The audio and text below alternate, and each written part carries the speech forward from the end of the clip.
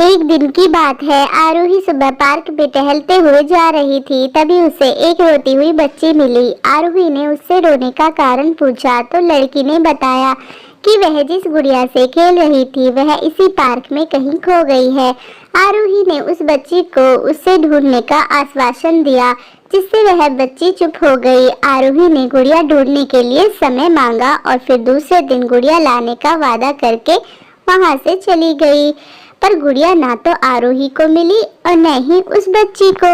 आरोही ने गुड़िया की तरफ से एक काल्पनिक पत्र उस बच्ची को लिखा और जब वह बच्ची पार्क में गुड़िया पाने की आशा में आई तो आरोही ने वह पत्र उस बच्ची को पढ़कर सुनाया। पत्र अब आरोही रोज उस खोई हुई गुड़िया की तरफ से काल्पनिक पत्र लिखने लगी और लगभग रोज उस बच्ची को पढ़कर सुनाती, जो कि यात्रा का काल्पनिक वर्णन हुआ करता था। आरोही ने इस काल्पनिक लेकिन रोचक वर्णन ने उस बच्ची को रोने नहीं दिया। वह खुशी खुशी अपनी गुड़िया की घुमक्कड़ी के किस्से सुनाने लगी। अब वह खुश रहने लगी।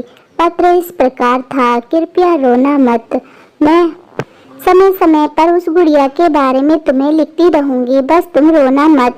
एक दिन जब काफी कहानियां हो गई तो आरोही ने एक दूसरी गुड़िया उस बच्ची को लाकर दी। जाहिर है वह गुड़िया बदली हुई थी।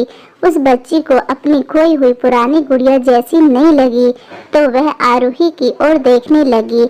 आरोही ने अनजान बनते हुए गुड़िया में चिपकी एक चिट को निकालकर पढ़ने लगी। उसमें लिखा हुआ था, यह मैं ही हूँ, तुम्हारी वाली गुड़िया जो पार्क में खो गई थी। दुनिया भर की लंबी यात्रा की वजह से मैं थोड़ी बदल गई हूँ। बच्ची को इस गुड़िया और आरोही पर विश्वास हो गया। यह गुड़िया लेकर घर चली गई। वर्षों बाद जब वह बच्ची बड़ी हो गई तो एक दिन वह अपनी अलमारी में कुछ ढूंढ रही थी तो उसका ध्यान उसी गुड़िया पर गया जो आरोही ने उसे दी थी। बचपन की बात याद करके वह हंसने लगी। उसे सब समझ आ चुका था कि आरोही ने कैसे उसका मन रखा। उसे उस गुड़िया पर फिर प्यार आने लगा। वह उसे बड़ी गौर से देखने लगी। तभी उसकी नज़र गुड़िया की फ्रॉक की आस्तीन में छुपे एक छोटे से पत्र पर गई। उसने बड़ी व्याकुलता से वह पत्र निकाला और पढ़ने लगी।